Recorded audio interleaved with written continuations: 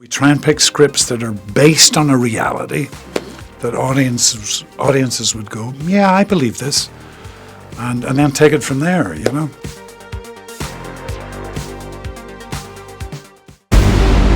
What if I asked you to do one little thing?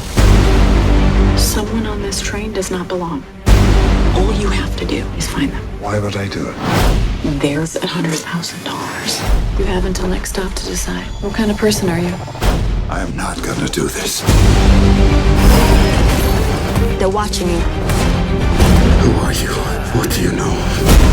She's trying to set me up. You have no idea who you're up against. I'm done playing games. I can get to anyone, anywhere. Don't make me hurt someone you love. We have a hostage situation. Oh my God. You stop this train now. The train don't kill me, the people will. Tell me about it.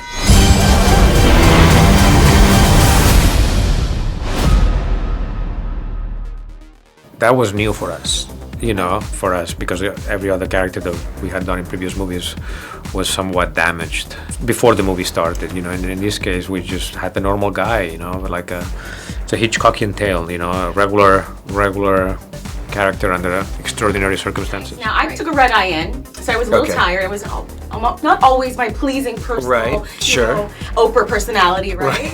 Right. So, what do you do if you're traveling, you're on a plane or on a subway, and the person next to you wants to maybe chat, where you'd rather just kind of... Yeah, I mean, I'm pretty, there's a difference in, it's like when you meet a comedian, you assume that they're just gonna be like, hey, how's it going, and make you laugh. Like, I sort of take that, like, I'm a little shy, it's someone that I don't know, so I think all that's fine. I just think there's always room to be kind. You don't have to, I'm not super chatty on a plane by any stretch.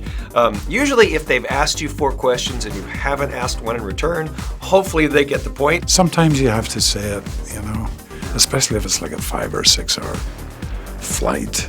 Yeah. So do you just directly say, hey?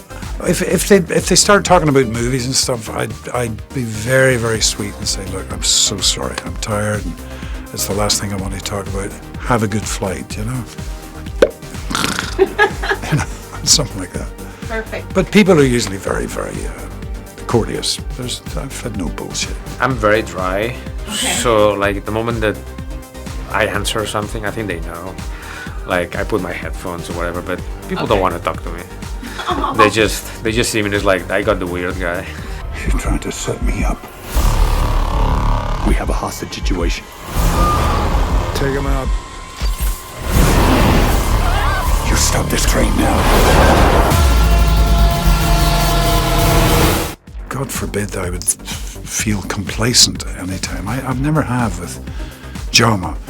And if I did, he'd be the first to pick me up and say, you're losing concentration, your pace has got very slow, we need this to be a quicker pace, this scene or whatever, Did you have to do that this time around? Or? Sometimes you do, yeah, because there's so much to, technically to take on board for him, because we're shooting on one carriage in a studio that's supposed to be 7 carriages of a train that's going 90 miles an hour.